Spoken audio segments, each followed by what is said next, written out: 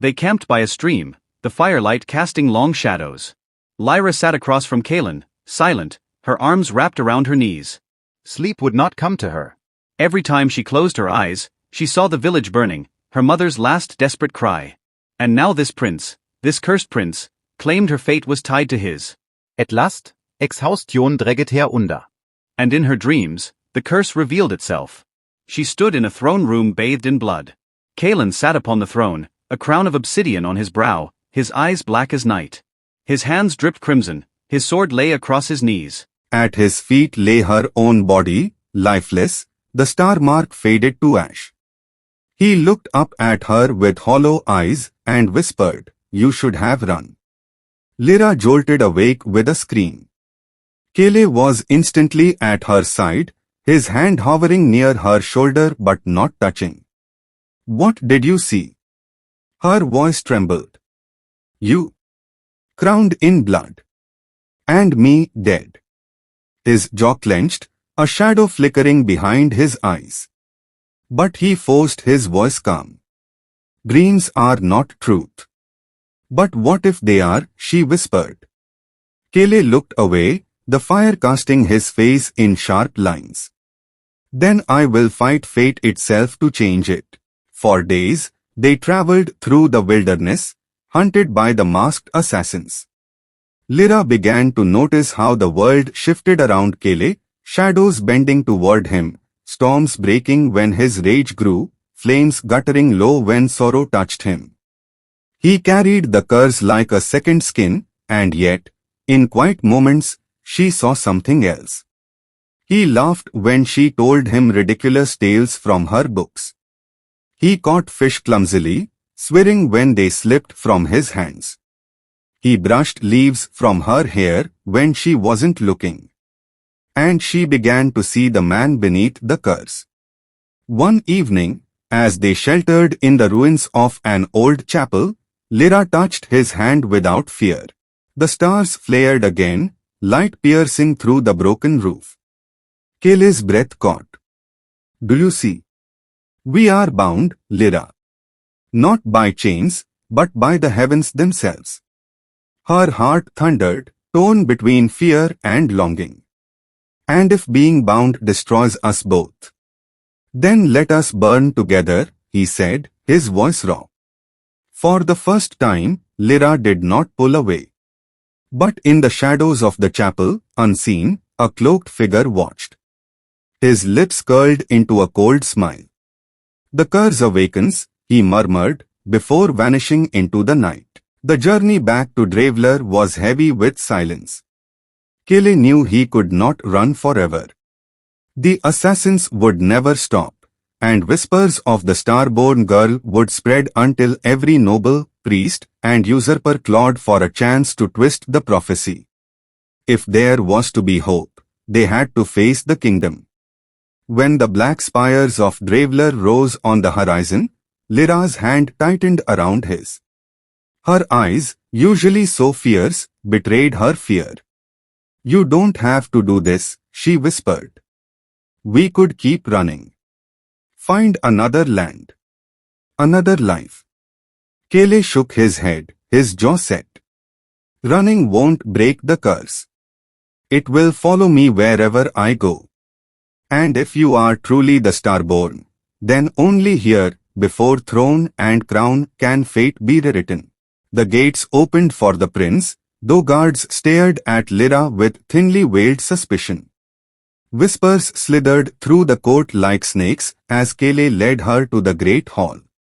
The king sat upon his throne, stern as stone, his hair silvered with age.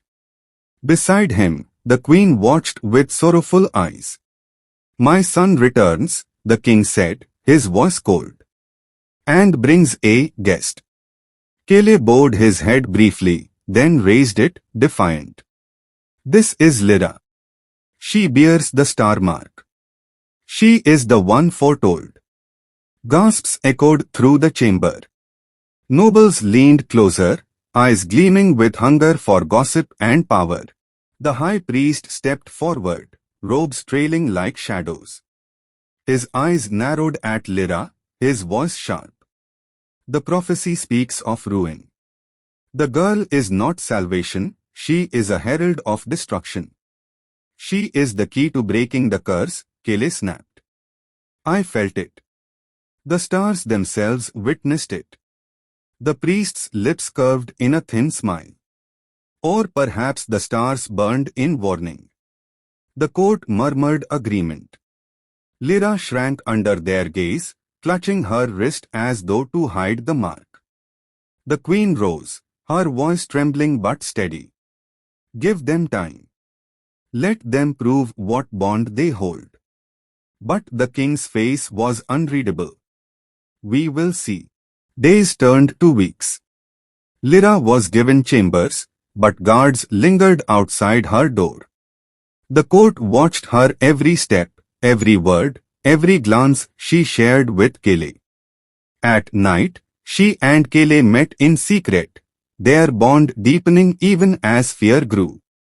The stars burned brighter with every touch, every kiss.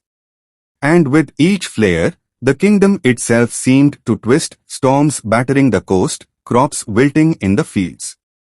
The nobles whispered louder, the girl brings ruin. Betrayal came not from enemy, but from friend. Lord Darret, Kaelen's boyhood companion, had always been at his side in the training yard, in battle drills, in council. Kaelen trusted him as a brother. So when Darret came to him in the night, whispering, the court moves against her. Let me help, Kaelen believed him. But as he led Lyra through the shadowed corridors, Darret's hand tightened on her arm, pulling her away from Kaelen. Soldiers emerged from the dark, blades drawn. Darret? Kaelen demanded, fury lacing his voice. Darret would not meet his eyes. I'm sorry, Kaelen. But she's a danger. If the curse can only be broken with her death, then so be it. Lyra struggled in their grip, her eyes wide with betrayal. Kaelen lunged, shadows exploding from him like a storm. Guards stumbled back in terror. But in the chaos, Lyra was dragged down the hall, her scream echoing. Kaelen's roar shook the stones of the palace. Lyra awoke bound in chains of silver, her wrists burning where the star mark pulsed faintly.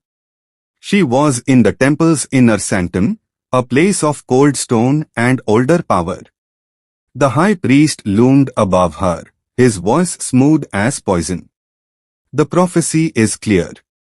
The cursed prince will bring ruin unless bound to the Starborn. But what fools forget is this: binding can mean chains as easily as love. Your death will bind him and save the realm. He raised a blade etched with runes, its edge gleaming. Lyra closed her eyes, tears slipping free. For all her defiance, for all her strength, she was only a girl caught in the jaws of fate. But in the distance, she heard it, the sound of a gate shattering, the bellow of soldiers falling, and a voice she knew like her own heartbeat. Kaelen was coming. The temple doors burst open with a thunderous crash. Kaelen strode through the smoke of shattered gates, his sword dripping with the blood of those who dared bar his path. Shadows coiled around him like living armor, his eyes burning with a fury that made even the bravest guards falter. Release her, he roared, his voice echoing through the sanctum. The high priest did not flinch. He stood before the altar where Lyra lay bound, the ritual blade poised above her chest. Candles guttered, their flames trembling as the air thickened with the weight of fate. You would damn your kingdom for one girl, the priest hissed. The curse can be broken only by her sacrifice. Do you not see the storms, the famine, the plague? Already your love is tearing Draveler apart. Kaelen advanced, each step shaking the stones. It is not love that curses this land. It is fear. Fear of prophecy. Fear of me. His gaze hardened. But I will not live chained by fear. Not again. The guards surged forward, steel flashing. Kaelen moved like the storm itself, shadows striking with his blade, cutting through them as though they were reeds. Yet for every man that fell, two more pressed on.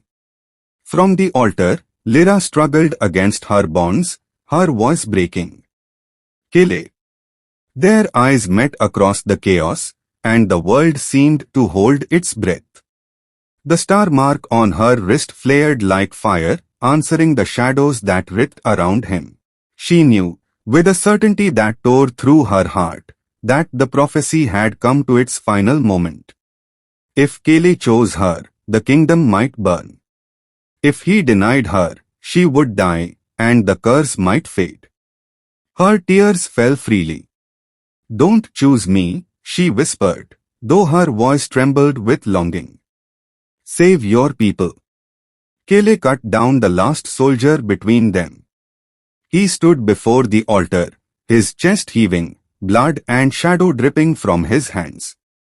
He stared at her, at the mark that glowed brighter with every heartbeat. Then he dropped his sword. "I choose you," he said. And he kissed her. The world shattered. Light and shadow collided, exploding through the temple in a storm of fire and starlight. The walls cracked, the altar split, the very earth quaked beneath their feet. The high priest screamed as the power he had sought to control tore him apart, his body dissolving into ash. Candles snuffed out, statues crumbled, and the chains binding Lyra shattered like glass. Kaelen held her as the storm consumed them both, shadows and starlight entwining. For a heartbeat, she thought they were dying, burning in the fire of prophecy. But then the storm stilled. The temple was gone, reduced to rubble. The sky above was clear for the first time in years, stars blazing brighter than ever. The air smelled of rain, not ash. Kaelen blinked, the darkness that had haunted his eyes fading. The shadows that once obeyed him had vanished, replaced by a strange calm. The curse was broken. They stood among the ruins, trembling, alive. Lyra touched his cheek, her hand soft against the scarred lines of his face. "You chose love over a kingdom." He covered her hand with his own, his lips curving in the faintest smile. "A kingdom without love is already lost." Behind them, the first rays of dawn broke over Draveler, gilding the ruins in gold. Farmers in distant fields would wake to find crops renewed. The sea would calm. The storms would pass. The kingdom was not destroyed. It was reborn. But not all were saved. In the shadows of the ruins, nobles whispered of weakness, of rebellion. Old hatreds did not vanish with the curse. Kaelen and Lyra knew their battle was only beginning. Yet they stood together, Prince and Starborn, their bond unbroken. And for the first time in his life, Kaelen felt not cursed, but chosen.